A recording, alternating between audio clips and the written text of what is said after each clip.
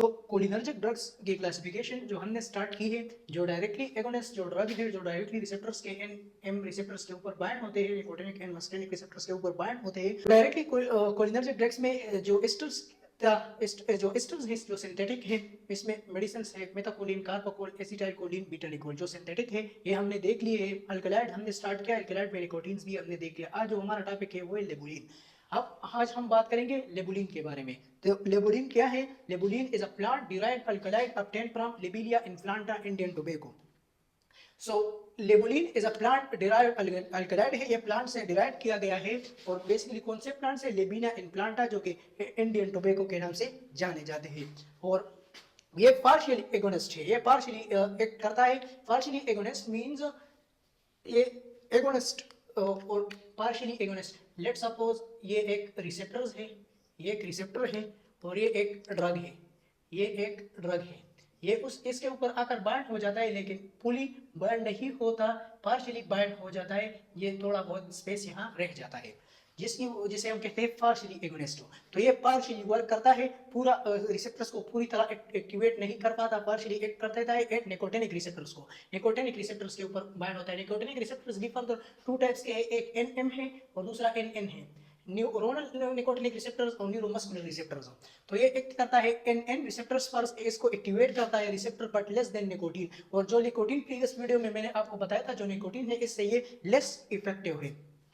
तो अब ये यूज इन कंडीशन में यूज होते हैं। तो ये बेसिकली उन पेशेंट के लिए अवेलेबल है और टेबलेट फॉर्म में भी और ओरल सोल्यूशन में भी। अब मोस्टली खत्म हो गए हैं, मार्केट्स में अब नहीं मिलते, क्योंकि ये बहुत वीक है, निकोटीन के बनस्बत ये वीक है, वीक इफेक्ट देता है। तो ये यूज किस लिए यूज होती है? तो जो पेशेंट स्मोकिंग का आदी है, जो नशाई है, जो बंदा नशा करता है, नशे है, स्मोकिंग का आदी है, तो वो चाहता है कि मैं इसको छोड़ दूं, वो किसी चीज पर फोकस नहीं कर पाता, तो इसके लिए ये लेबुलिन एज अ बेस्ट मेडिसिन है। तो ये उन पेशेंट के लिए अवेलेबल है। सो लेबुलिन ये भी डेंजरस है, ये भी नुकसानदेह है, उस बंदे के लिए ये भी नुकसानदेह है। लेकिन जो सिगरेट है, सिगरेट में और भी बहुत ज्यादा केमिकल्स होते हैं, जिसकी वजह से वो ज्यादा नुकसानदेह होती है। और ये बस सिंपल लेबुलिन इसमें प्रेजेंट होता है, तो जिसकी वजह से ये लेस हार्मलेस है as a compare to cigarette. So अगर हम इसकी मैकेनिज्म ऑफ एक्शन की बात करें, तो लेबुलिन ये बाइंड होता है इन एन रिसेप्टर्स के ऊपर, एन जो कि न्यूरोनल रिसेप्टर्स है, इनके ऊपर बाइंड होता है और क्या करता है? पार्शियली एक्टिवेट, उसको पार्शियली एक्टिवेट करता है, जिस तरह मैंने आपको यहाँ पर बताया।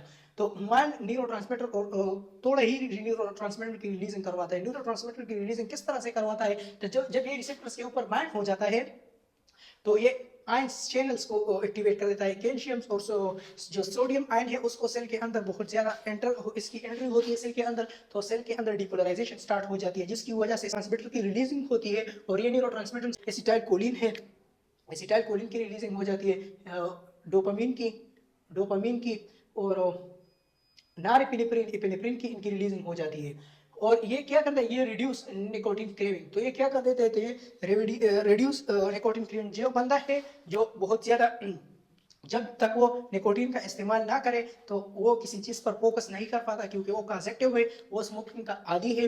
तो इसलिए जब ये उसे यूज करता है, तो ये रिड्यूस निकोटीन, तो इसकी जो चाहत है उसे ये कम कर देता है। तो इसे ये कम कर देता है और हेल्प स्मोकिंग कंजक्शन और इज्जत देता है, हेल्प प्रोवाइड करता है कि उस पेशेंट को कि वो निकोटीन का इस्तेमाल ना करे, धीरे धीरे वो फिर उसे छोड़ने लगता है। अब अगर हम इसकी साइड इफेक्ट की बात करें, तो इसकी जो कॉमन साइड इफेक्ट है वो हेडेक है, नाजिया है, वॉमिटिंग है और टेकिकार्डिया है और वर्टिगो है। और कंट्राइंडिकेशन की अगर हम बात करें, तो जिस पेशेंट को एरिथमिया है, इररिवर्सिबल एरिथमिया है, arrhythmia means heart beat irregular heart beat, कभी कम होता है तो कभी बढ़ता है, या फिर वो हार्ट प्रॉब्लम, कोई और हार्ट प्रॉब्लम है, हार्ट डिजीज है, या रिसेंटली उसको हार्ट अटैक आया है, तो इनके लिए ये कंट्रा इंडिकेटेड है। So that is today topic lobeline. तो लेबुलिन भी आज हमने देख लिया। फिर जो नेक्स्ट टॉपिक हमारा होने वाला है वो है आर्कलिन। हम फिर बात करेंगे आर्कलिन के बारे में, फिर मस्कलिन एंड फाइलोकार्पिन। तो ये पोर्शन कंप्लीट हो जाएगा। फिर हम इनडायरेक्टली एक्टिंग ड्रग्स की तरफ जाएंगे, जो एसिटाइलकोलिन एस्टरेज है। फिर हम इसको कंप्लीट करेंगे। तो डेट इज टुडे लेक्चर लेबुलिन। अब हम लोग मिलते हैं इंशाल्लाह नेक्स्ट वीडियो में। अल्लाह हाफिज।